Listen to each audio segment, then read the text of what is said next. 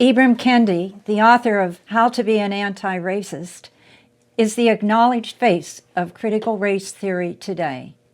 His anti-racism ideology is being mainstreamed into grades K through 12 on the federal, state, and local levels under the guise of culturally responsive education, CRE, social emotional learning, SEL, and diversity, equity, and inclusion, DEI. In Guilford, it is being standardized under the guise of Superintendent Freeman's Equity and Social Justice. To provide you with a basic understanding of what anti-racism education is, we will begin with a short Prager University video which asks the question, do you know what is going on in your kid's school? Do you know what's going on in your kid's school? If not, now would be a good time to take a look. Here's what you're likely to find. According to the education establishment, the purpose of public education is no longer just to teach the 3 R's, reading, writing, and arithmetic. It is to awaken students to the fact that they live in a country that has been, remains, and will probably always be racist. Here's how the American Association of School Administrators, AASA, recently described its mission. At a time of obscene inequities, merely trying to compensate is not enough. AASA's work must go further and become actively anti-racist. Being anti-racist sounds simple and laudable. Treat everyone the same, a version of the golden rule. What could be wrong with that? Nothing, except that's not what the educational elite means by anti-racism. Anti-racism, in its current formulation, does not mean equal treatment of others. It is an all-encompassing ideology that demands that white people accept that their behavior is either implicitly or explicitly racist, and has been for at least 400 years. The catch-22 here is that to say you're not racist only proves how racist you really are. That is, you are so racist you don't even know it. And if this accusation upsets you, that's proof of your white fragility. Education Week's Classroom Q&A blog tells teachers that, as Ibram X. Kendi, the author of How to Be an Anti-Racist, would say, there is no not racist. There is only racist and anti-racist. Your silence favors the status quo and the violently oppressive harm it does to black and brown folk everywhere. What Kendi is saying is, if you don't voice active agreement with him, you are a racist. And if you treat people equally regardless of race, you're also a racist. Anti-racists embrace racial discrimination, as long as it's done on their terms. As Kendi has said, the only remedy to racist discrimination is anti-racist discrimination. The only remedy to past discrimination is present discrimination. I understand how wrong this might sound. It turns the Martin Luther King concept of racial equality on its head. But that's exactly the point. Lorena German, who chairs the Committee on Anti-Racism for the National Council of the Teaching of English, makes this clear. At the height of the recent urban unrest, German wrote that arsonists should serve as a model for teachers. Educators, what are you burning? Your white-centered curriculum? The school's racist policies? Your racist-ass principal? The funding for police and schools versus counselors? What are you burning? German's call to commit arson may have been metaphorical, but her call to get rid of the traditional school curriculum is not. A lesson plan created by the New York City Culturally Responsive Education Working Group, Transforming Our Public Schools, a guide to culturally responsive and sustaining education, tells teachers that the whole Western canon is rife with horrible stories and atrocities of who we are as people of color. For their part, the National Committee on Social Studies has promised to flood our children with countermessages until there is no racial inequality in economic opportunity, no racial inequality in education, no racial inequality in incarceration rates, and no brutality from police and others. If that sounds to you a lot more like political indoctrination than education, you would be right. New York State now encourages teachers to incorporate current events, even if they are controversial, into instruction. and to utilize tools that encourage students to engage with difficult topics, power, privilege, access, inequity, constructively. We might all wish that as cultural and political polarization reaches into more and more areas of American life, schools could remain an apolitical oasis where children can learn to read, write, and develop skills of socialization. But if that's what you want for your children, then just know that anti-racist educators think that you are part of the problem. According to a writer for Teaching Tolerance, a project of the Southern Poverty Law Center, anti-racist educators recognize that schools today are doing exactly what they were built to do in this country: exclude, silence, erase, promote white supremacy. An anti-racist approach to schooling could very well mean an ending to schools as we know them. That is certainly true. The National Council on the Teaching of English insists there is no apolitical classroom. The educational elite has a very clear lesson plan in mind for your children. If you're okay with it, you can send Johnny and Jennifer off to school with a glad heart. If you're not okay with it, better talk to the principal or get ready with a plan B. Is Guilford Superintendent of Schools Freeman an anti-racist educator? As educators, we know that we share the responsibility of bridging the divide that inequity and racism create. School districts play a critical role in bringing people together, and by joining with our community, we can create change. But we also know that words will not be enough. We must unite in more than a call to action to effect change. We must take purposeful action to address systemic injustice.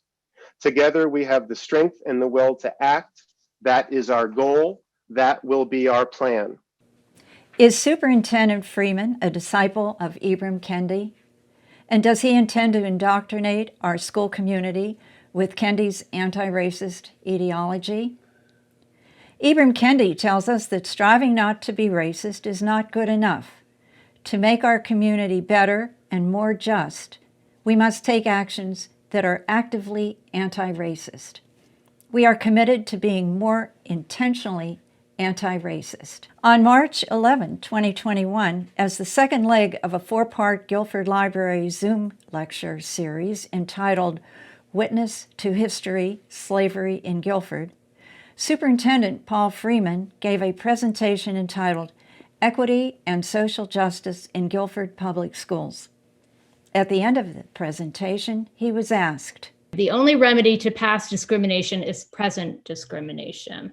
If you agree with Mr. Kendi, how are you instituting discrimination in the Guilford school system in their pursuit of equity and to remedy past discrimination?" I'm going to disagree with the premise of the question. That quote is cherry-picked from a very complicated chapter out of a very complicated book.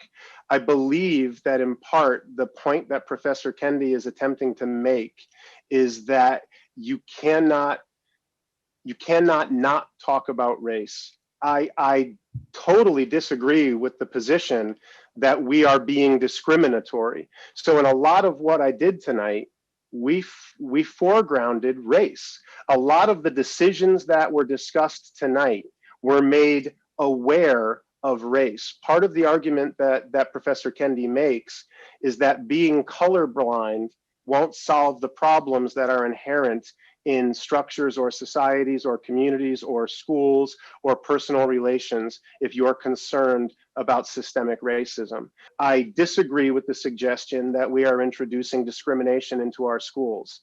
I wholeheartedly embrace the idea that we have recognized the need to discuss race and equity and to be okay with the fact that those conversations are uncomfortable. Why did Superintendent Freeman spend $6,000 of Guilford taxpayer money to purchase 300 copies of Ibram Kendi's How to Be an Anti-Racist and give a copy to each and every teacher in the Guilford Public School System? I purchased copies of Ibram Kendi's How to Be an Anti-Racist and offered copies of those to every teacher in the Guilford school system. It was offered with an invitation for them to spend some of their summer reading that book At the time, that book was becoming prominent in mainstream media, and it was becoming very common as it was discussed in educational circles around the country. We had students who were writing us emails asking how we were going to be addressing issues like these in our schools. And we had a country that was wrestling with questions of race and identity. I thought that it was appropriate that our teachers be given an opportunity to read a provocative text that would challenge their thinking around those topics. One of the consultants that Superintendent Freeman brought in to work with the Guilford School leadership team, quote, to create the environments in the school settings that can foster more culturally responsive and sustaining instructional practices in the classroom to grow more equitable schools, unquote, was Dr. Sharon Locke. We also brought in Dr. Sharon Locke. Dr. Locke was previously an assistant superintendent for curriculum in the New Britain schools. She was then a highly recognized superintendent in the Naugatuck schools, and now she works for ACES, a regional educational support center. Dr. Locke, across the school year, has been having a conversation with all of our principals about creating the environments in the school settings that can foster more culturally responsive and sustaining instructional practices in the classroom, growing more equitable schools. Dr. Locke has been working with all of our principals collaboratively as a group, as a professional learning community, and will also be working with each of our principals individually. Dr. Locke describes her structure for establishing a culturally responsive and sustaining pedagogy with the Guilford School leadership team as not just an initiative, but, quote, a way of being meant to infiltrate everything we do every day, unquote. And she emphasizes that her structure is, quote, straightly aligned with Kendi's How to Be an Anti-Racist, unquote. The work that I'm doing with leaders was really intended to support the work that Dr. Seiler's doing with teachers, and to make sure that the leaders are approaching this not just as an initiative, but in the intentional leadership moves they make every single day. Really wanted to make sure that I was clear that we're premising this work, and this is also straightly aligned with Dr. Kendi's work on how to be an anti-racist. Dr. Locke goes on to explain why this work is so important. Specifically, she explains how, quote, we must give our students the agency to make our world work the way it is supposed to work. Our students are our collective best hope for unifying our country. You know, if we continue the dominant narrative, we'll never get to the point where we come together as a united nation. Our chairwoman, Kathleen Balistraci, and the entire Guilford Board of Education 100% behind the effort to implement a structure of culturally responsive pedagogy in Guilford Public Schools.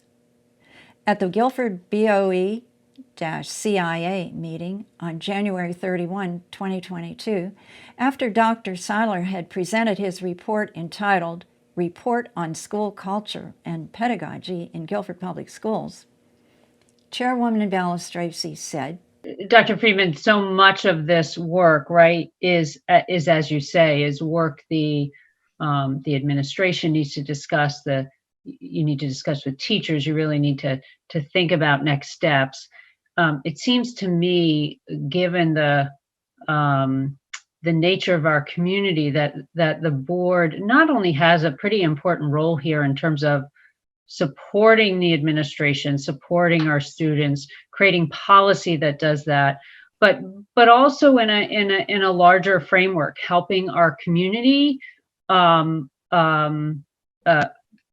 support them in kind of understanding this work better, why it's so important to us, et cetera. And I'm not suggesting at all that we do that in any way misaligned with the administration's work, but I look forward to kind of a full discussion of how we as board members can really support this on multiple levels, because I think we have an important role here in its ultimate success. I too really like the idea of using workshop meetings for this so that we can all together figure out how that work aligns.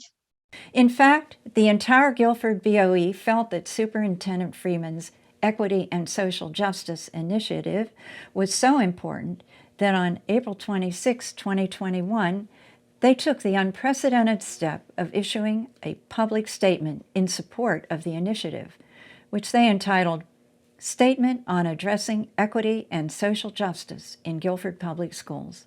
Let's take a look at some of the other consultants hired by Superintendent Freeman and at the authors of the books he purchased for the Guilford Public School leadership team to read. The first, and arguably the most influential, of all the consultants Superintendent Freeman hired is Dr. Michael Moody of Insight Education Group. The overt work in Guilford Public Schools to begin really overtly talking about race and equity in our schools began in earnest in the summer of 2019. So in August of 2019, the leadership team invited Dr. Michael Moody, who is a founder of the Insight Education Group, to come and spend a day with us as a leadership team. And we asked Dr. Moody to spend a day with us. And I have the agenda with me from August 14th of 2019. And the objectives for that day were to begin the examination of race in our schools and its impact on us as leaders, both personally and professionally, to build common definitions of key terms as a means of laying the foundation for continued work on race and equity in our schools, and to explore key concepts and popular beliefs as a way to identify key challenges associated with equity work in our schools. If you go to insighteducationgroup.com, core values, at Insight Education Group, we acknowledge that systemic racism exists, so we prioritize equity as the driving force behind all of our decisions. As an organization, we believe education empowers individuals to disrupt the impact of systemic racism.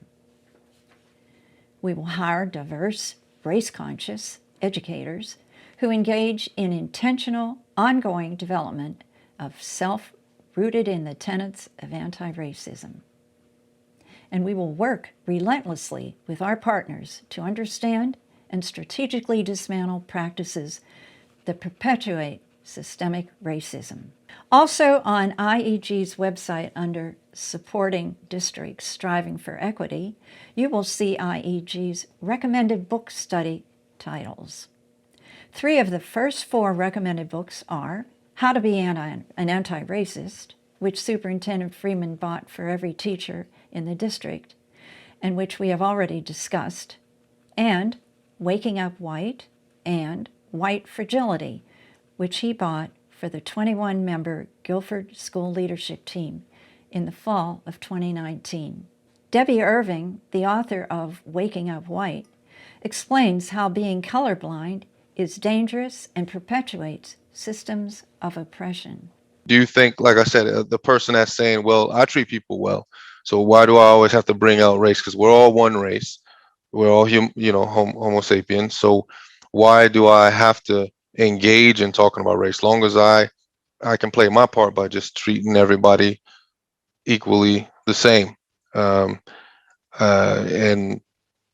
yeah, what would you say to those type of people? I would Or say, that- do or we that really mindset.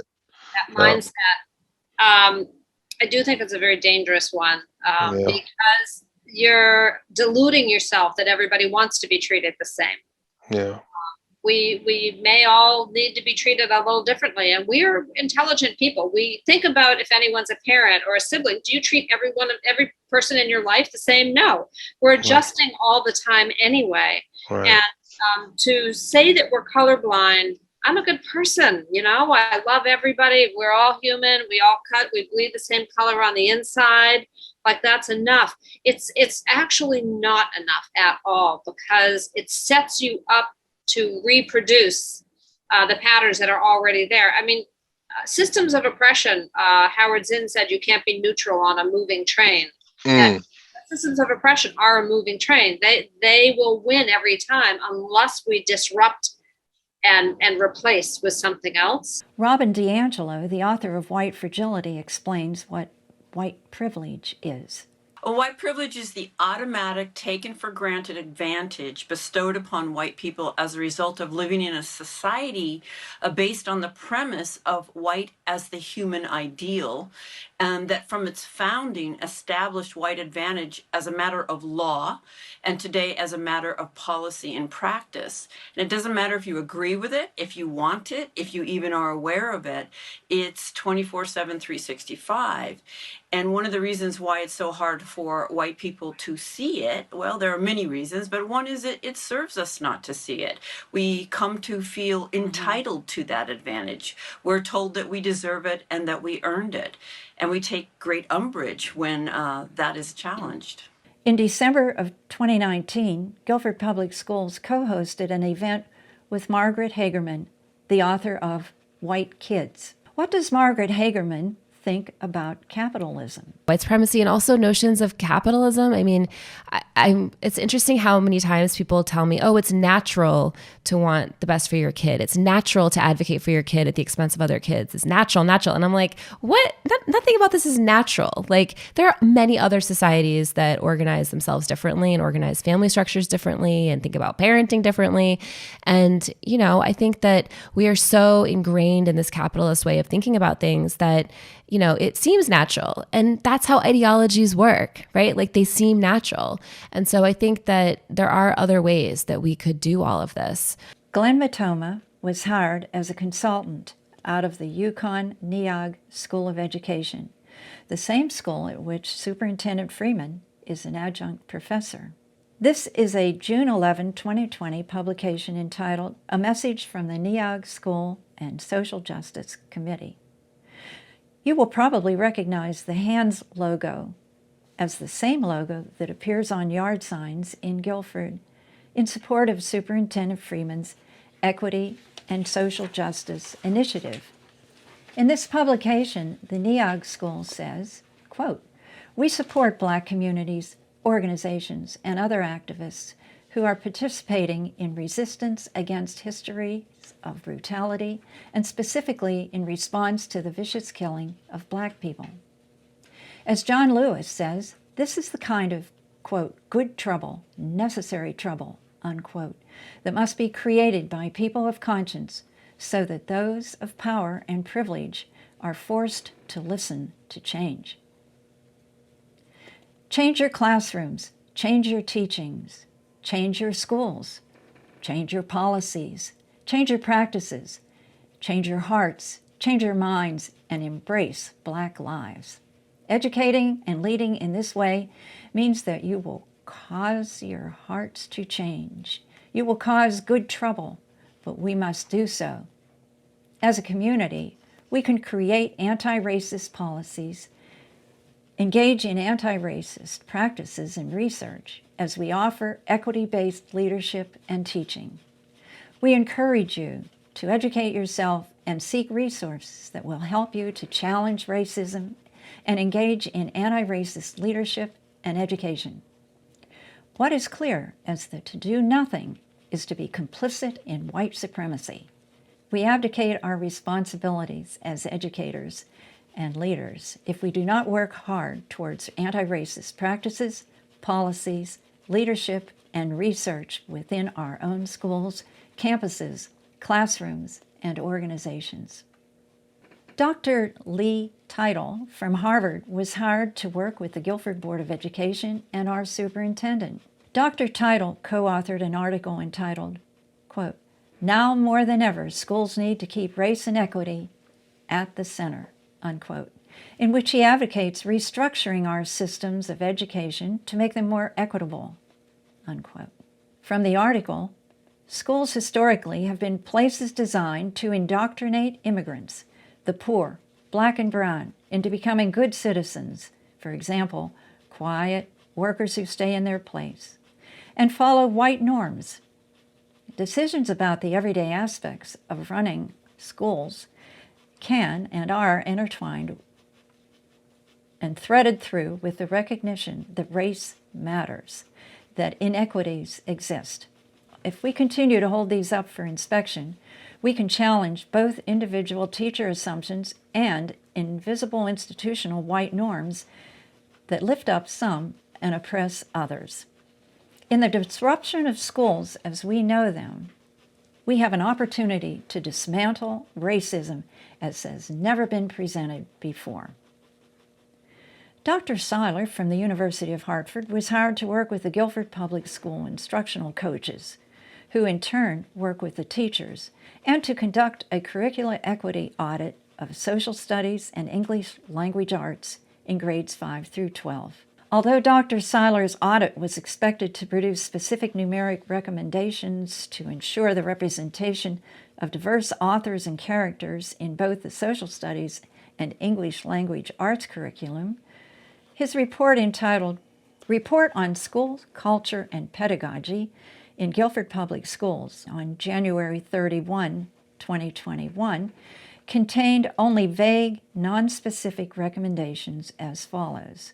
The recommendations that I suggest, first, the administration has to do a better job of making their support for teachers clear, not in terms of we support our teachers, but specifically, we understand the type of work that our teachers are going to be engaging in. We are going to be flexible. We are going to allow those teachers a space to try things. We're also going to provide them with more supports and more trainings, which leads to the second bullet point, which is that from my perspective, the only way you're going to be able to do that in a way that teachers will trust and feel safe, that teachers will feel like they can actually engage in this critical work that we're talking about, is through an actual revision of policy. Looking at the policy itself, looking at the language in the policy, and making it very clear that this is something that the district has an emphasis on, but again, that it's not some secondary thing that you're doing to add a load on for the teachers. This is just a core aspect of the district's work. It's already discussed as a core aspect of Connecticut's education.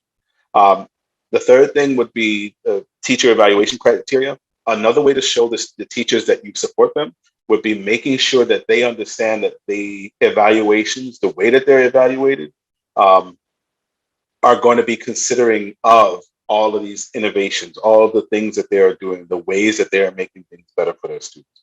There are several areas in the teacher evaluation criteria that were very good, but there are also some areas that don't make it very clear the value of the work that they do. Why only these broad, non-specific recommendations? Was this by design? And did these broad recommendations afford Superintendent Freeman an opportunity to codify his equity and social justice initiative? Are teachers now going to think that they have to buy into and to promote the superintendent's initiative because their evaluations will be determined by how well they promote it? Superintendent Freeman explains. He's not making big, wholesale, radical curricular recommendations, but we need to sit with the teachers and say, if that's a solid foundation, what do you need from us to feel that support? And I really appreciate the policy recommendation, because we can promise the teachers that we're with them and that this is what we want them doing. We can provide some more coaching support and some more professional learning support, but seeing it codified in policy is an important step. And I really do appreciate, I thought that was a particularly thoughtful recommendation that we need to really be considering moving forward.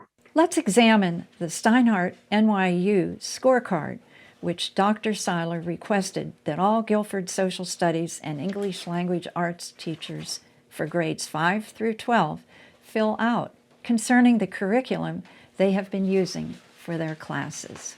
You see that girl/woman, boy/man, non-binary is written across the top, and all the different races are listed on the left side, top to bottom. In the representation statements section, the teachers were asked to rate from very satisfied to not satisfied things like curriculum and instructional activities promote or provoke critical questions about the social status quo. They present alternative points of view as equally worth considering. Or the curriculum encourages students to take actions that combat inequity or promote equity within the school or local community. Besides the equity scorecard, what else can be found on the Steinhardt NYU website? For instance, there is an article entitled Decolonizing the Classroom, which says, "A politically conscious teacher acknowledges that one cannot claim to be purely against racism while acting as a functionary for a colonial and racist system." Teachers need to let go of the disingenuous notion of objectivity in the classroom, of maintaining political neutrality, of seeing all sides and positions as having equal impact on marginalized groups. Teachers need to avoid perpetuating the myth of bootstrapping and the belief that by helping individual students, you are effecting social change. Politically conscious teachers shift the focus away from the individual as needing change to the system as needing change, a shift that is made very difficult within the American context with its cult of individualism.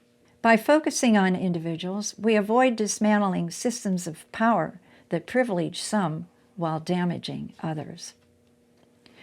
During the recently concluded Guilford teaching training on August 29, 30, and 31, one of the trainers, Myra Levinson from the Harvard Graduate School of Education, discussed controversial conversations, open and settled questions. She described open questions as, quote, "those for which there are multiple and competing reasonable views. While we may have personal opinions about the best answer to these questions, students should be encouraged to decide the issue for themselves," unquote. Settled questions, on the other hand, quote, "are those that may have been open in the past but are no longer controversial, and therefore should be taught that there is one agreed upon answer to the issue," unquote. Despite the rhetoric from Superintendent Freeman and the Guilford BOE that they are teaching Guilford students to be, quote, "critical thinkers," unquote, and are exposing students to multiple points of view, are we then in fact training our teachers to teach our kids only one point of view or one correct answer? At this same teacher training, Myra Levinson instructed the teachers that they may also choose to engage in teaching controversial issues via A, denial. It is not a controversial political issue. Some people may say it is controversial, but I think they are wrong. There is a right answer to this question, so I will teach as if I were not controversial to ensure that students develop that answer. B, privilege. Teach toward a particular perspective on the controversial political issue. It is not controversial. I think there is clearly a right answer and will try to get my students to adopt that position. Oh, so then what do you do with the Catholics if you find out someone is Catholic? You're teaching them how to think. Mm-hmm. That's it. It doesn't matter what they think about it. If they think about it in a logical, progressive way, that becomes their habit. So you kind of like gear them to think in a more liberal way. Mm-hmm. Believe it or not, hopefully the more progressive teachers are actually more savvy about delivering like a democratic message without really ever mentioning politics. It's subtle. They'll never say, "Oh, this is a liberal or a democratic way of doing this." They'll just make that the norm. And this is how we handle things. It's subtle.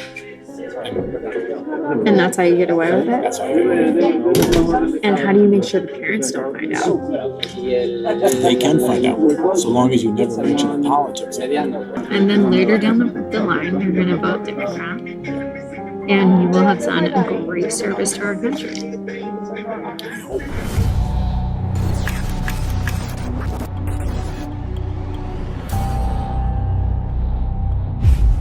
Greenwich, Connecticut is one of the most beautiful and wealthy cities in the Nutmeg State. Now, what you're about to see is one assistant principal in charge of 360 students, defying state regulations, preventing Catholics or conservatives from being hired as a teacher. Meet Jeremy Boland, the assistant principal at Coscob Elementary in Greenwich, Connecticut. Boland met up with one of our undercover journalists and revealed stunning discriminatory hiring practices as well as his politicized beliefs on how his school should be run. I can't get past the parents anymore. What do you mean? So the parents feel as though it's their responsibility to shape the schools, which then shape the kids. Right. So because I can't get past the parents, do I really have as much of an influence on the kids as I want? I try in my own way, but right now my job is to hire the right teachers. Do we work for the parents or do we work for the kids? You tell me. We work for the kids. So it's not about the parents anymore. It shouldn't be, I don't think. At the January 31, 2022 BOE Curriculum Instruction Assessment Committee meeting, BOE member Christy Faulkner asked Superintendent Freeman if there are plans to introduce culturally responsive education to grades K through 5. I noticed that it's grades specifically 5 through 12 for this report. Is there a plan to also address the younger grades? I know, for a lot of us, early intervention is the key word for so many things. And I would just imagine that a lot of good could come by starting this as soon as possible. I also understand that the state requirements, I believe, are K through 12. So is there a plan moving forward? There's intention and there's commitment if there isn't an articulated plan at this time. But yes, the goal is to continue to do this work. The elementary level, the subjects are more integrated together. The elementary teachers, we're dealing with other initiatives this year, phonics initiatives, right? But yes, the answer and the intent is yes. At the January 25th, 21 BOE CIA meeting, BOE member Moya Rader laments that parents are not on board with their equity and social justice initiative. The thing I keep coming back to, it might be, I don't think it's specific to our community, is I think our student body as a whole is receptive to this, is excited about this. I feel like our teaching community is receptive and excited about this. The one component I think we see the most pushback or work to do is with the parent community. And I know we've witnessed, some very strong opinions against the work that we're doing and hope to continue. And I think about our students being this enriching, expanding environment and of identity, all the things that we're working on, and then going home to a household where they're hearing the polar opposite. Also, at the Guilford BOE CIA meeting on January 25th, 2021, consultant Dr. Sharon Locke describes how to overcome resistance from the community by being strategic and intentional in the dismantling of current education structures and scaffolding in the implementation of her culturally responsive and sustaining education structure. I think the opportunity is really in being strategic with the work, especially the leadership work, so that you're bringing people with you, so that you're listening and including voice along the way, so that you can anticipate barriers. And so I know for the work with leaders, there may be structures of inequities that they're dismantle tomorrow, and the community may or may not be ready to dismantle that. And so I think the intentional, sort of thoughtful planning as you're doing and scaffolding the change is the opportunity. You don't want to go so slow that you're not making change. And I don't see this board in that light. So it's really, I think the challenge is finding the balance, right? Pushing and changing and bringing people with you at the same time. Guilford BOE member Kristen Peck expressed her excitement about initiating discussions about gender and systemic racism in the earliest grades. One thing that is occurring to me as we are facing this decision, I think of this as really an excellent launching point, particularly for educating our youngest students. I think I can't remember what somebody said an article around. I don't remember if it was Dr. Hirsch or Mr. Sands about people like with white privilege having a tough time talking about race in general, how it's just a difficult conversation. And I think that being able to talk with young kids about changing a mascot that's offensive is a nice way for parents to be able to connect with younger kids. Like I know talking about it with my kids who are in 1st and 5th grades, it's been something they can kind of understand. It's been a nice way to start talking about racism in general. So I think that it's something that we can use as a valuable launching point to enter our youngest kids into this kind of a conversation. Something that we experienced in a private school that we had attended before switching to Guilford is discussions about race, about gender, about anything along those topics was so enmeshed into the community and into the schools that the kids kind of didn't even notice it. Like we had speakers in the 1st grade talking about transgender students, and it was just part of the discussion. It was just part of what we discussed all the time, whether we thought kids were too young or it was too cutting edge. And what it resulted in was a more educated group of parents and a more educated and comfortable group of students. And it started with these kids at such young ages. So I hope that we can take the conversation itself and use it as a way to teach our youngest kids about systematic racism and about racism in the country, and have this opportunity to provide content for parents and for the community to actually launch those conversations. In August of 2021, the Guilford BOE voted to hire Dr. Rydell Harrison to be the newly approved part-time Equity Liaison Officer for Guilford Public Schools. The question is, why would Dr. Harrison resign his position as Superintendent of Schools in the Easton Reading District and a salary of $225,000 a year to take a part-time position in the Guilford school system paying $25,000 per year? Prior to his resignation, why was the Easton Reading BOE critical of Dr. Harrison? Well, I have a question for Dr. Harrison, but first I'd like to read his Facebook post. I thought I had no words, but I found a few. Trump is not the only person who should take responsibility for today's events. Please search your soul and ask if your words, your silence, your actions, or inactions helped in any way pave the way for Confederate flags to be waved in our nation's capital. If you retweeted his foolishness, shouted "lock her up," jumped on board with his Sleepy Joe narrative, countered with "all lives matter," ignored the normalization of racism and sexism, co-signed unfounded conspiracy theories, or chose to stand back and stand by, don't act surprised. You are a co-conspirator who has sided with domestic terrorism. Our young people need each one of us to do better. Decency must be the first step towards being great. So my question is, Dr. Harris, based on your Facebook post, statistically speaking, there are a number of parents and students in this district that you believe are co-conspirators to domestic terrorism. How will this affect your ability to lead this district, especially as we are encouraging diversity and inclusion? Labeling people this way seems antithetical to our school's mission. Your words. Our young people need each one of us to do better.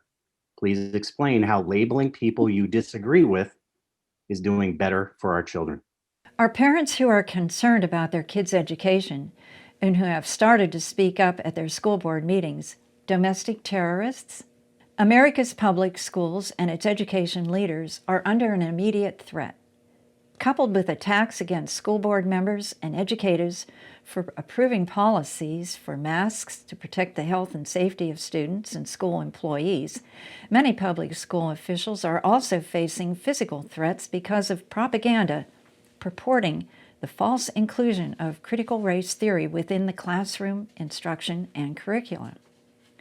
This propaganda continues despite the fact that critical race theory is not taught in public schools and remains a complex law school and graduate school subject, well beyond the scope of a K-12 class. As these acts of malice, violence, and threats against public school officials have increased, the classification of these heinous actions could be the equivalent to a form of domestic terrorism and hate crimes." Unquote. In response to a position statement issued by No Left Turn Guilford on 2/24/22 to the Guilford BOE, reminding the board that any changes made as a result of Dr. Seiler's curricula equity report must comply with state statutes which prohibits indoctrinating students with a singular ideology, Guilford Education Association President Regina Sullivan sent this email to her union membership. Quote, "We stand strong as your union in condemning the recent attacks and threats made against you by a small misinformed group, and we are working hard to put an end to this and all harassing and threatening behavior against Connecticut public school educators. We want to be perfectly clear, the threats made by No Left Turn are baseless. This group is deliberately spreading misinformation in an effort to intimidate." Unquote. Even the Connecticut Education Association, in an article on their website entitled "Teachers, Legislators on What's Real in Education," condemned parents who get involved in their kids' education. CEA President Kate Diaz described significant abuse aimed at teachers and curricula in the context of public school board meetings, private emails, and social media, including recent threats that have had a chilling effect on Guilford educators by a group purporting to be watching everything they do. During the Guilford BOE meeting on 4/26/21, at which the BOE discussed their statements on addressing equity and social justice in Guilford Public Schools, Board of Education members said, "We are all on the same page that equity and social justice is paramount." We've never been kind of in a place in history like we are right now, and where we've been after the events of the last year in terms of social justice and racism and issues that are kind of bubbling to the surface all across the world, really. And so I think it's called upon us kind of it's a very unique situation we're in, right? We're kind of in a position where it's such important work. One of the, the repetitive messages we received is that by following our efforts to give our students the opportunity to explore the issues of race and racism, is that we are then inherently telling our children that they are inherently racist. There have been members who have written to us, and we've read them, who indeed question Yes. the right and the need for the school district to be dealing with this at all, that the whole issue of racism and values and morality is not anything the school district or any school district should deal with. Indoctrination is a commonly used term, and it's an epithet when used in education. So this board and the superintendent is being accused of doing something that is going to in effect indoctrinate kids, and that's a pretty big charge.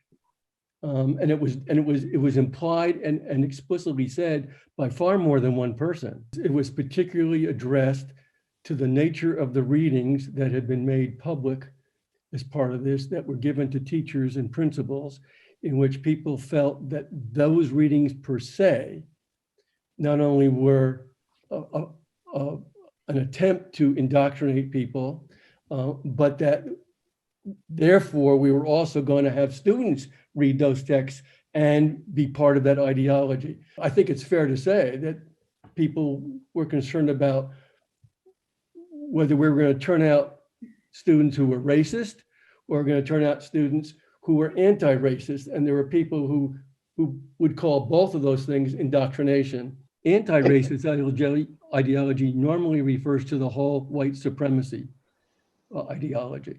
That the whole notion of anti-racism and getting people to buy into that anti-racist ideology, okay,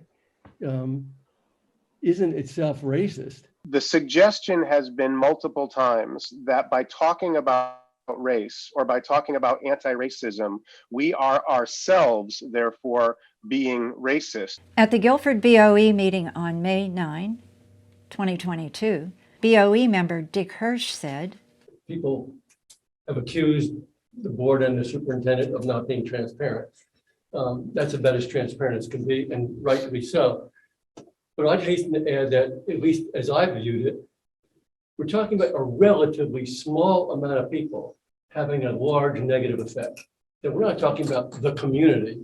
We're talking about a relatively small group of people that are causing this. So that rather than inadvertently tarring the community, I would just as soon tar the people who are polluting the environment or infecting it in ways in which I think they actually know that they're hiding. I wrote a piece recently to the Expressive board member. Mark Twain once said that truth has no defense against a fool who believes lies. And I think we have a few people in this community who either themselves are lying or believe outsiders' lies, and the community is becoming victim to that.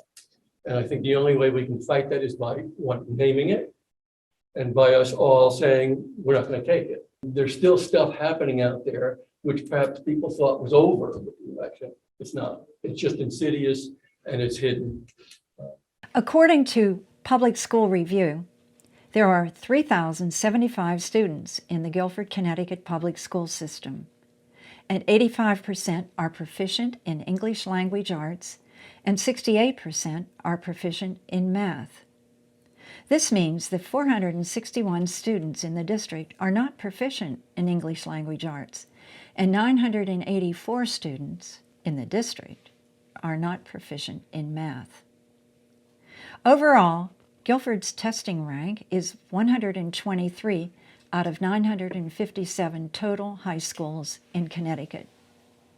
Should Guilford then be placing more emphasis on improving the proficiency rating of its student population and less emphasis on culturally responsive education, social emotional learning, diversity, equity, and inclusion, and our superintendent's Equity and Social Justice Initiative?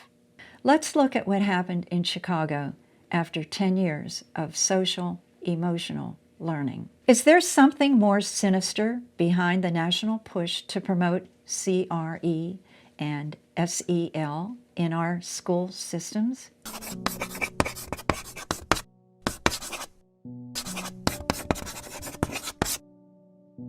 From abstract Marxism to concrete communism.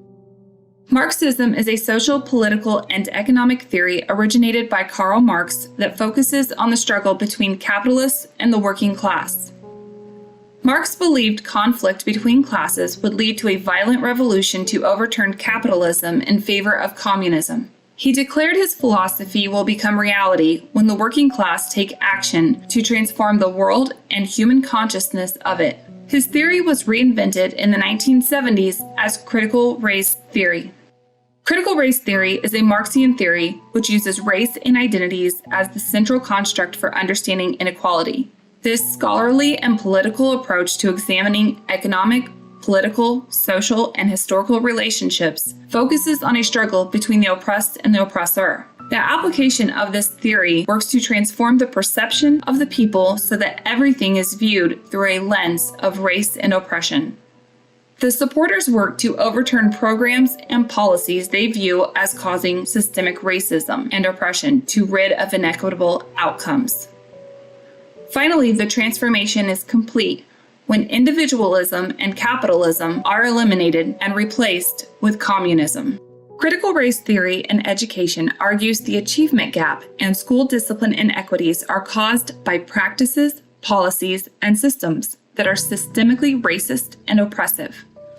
When applying the critical race theory lens, practices, policies, and systems must be eliminated and replaced. This argument allowed the radical ideology to transform our entire education system. The practices, policies, and systems were replaced with ones that were designed to change the consciousness of those who participate and to create equitable outcomes for a collectivist society.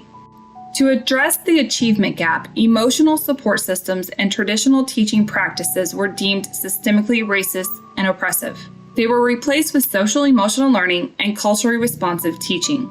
Social emotional learning is a whole system change which psychologically manipulates the emotions of children to develop a critical race theory lens.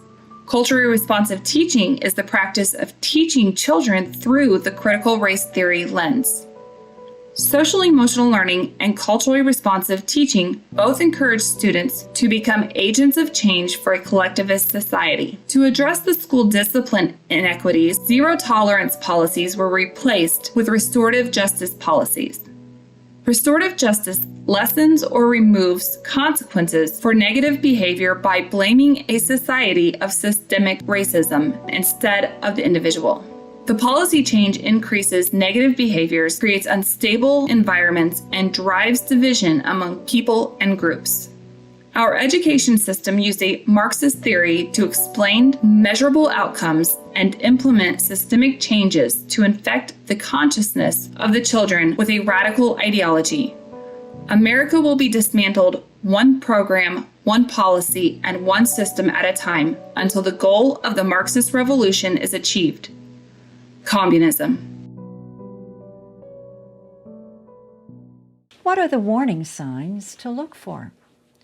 From the courageisahabit.org website, there are 10 questions that every parent, grandparent, and concerned citizen should be asking about our Guilford system as follows. Do you know what is going on in our Guilford school system? Are you concerned enough to ask questions like these? Abraham Lincoln once said, "The philosophy of the schoolroom in one generation will be the philosophy of government in the next." We urge everyone to educate yourself and not be afraid to speak up about what is happening in our school system. It is not too late.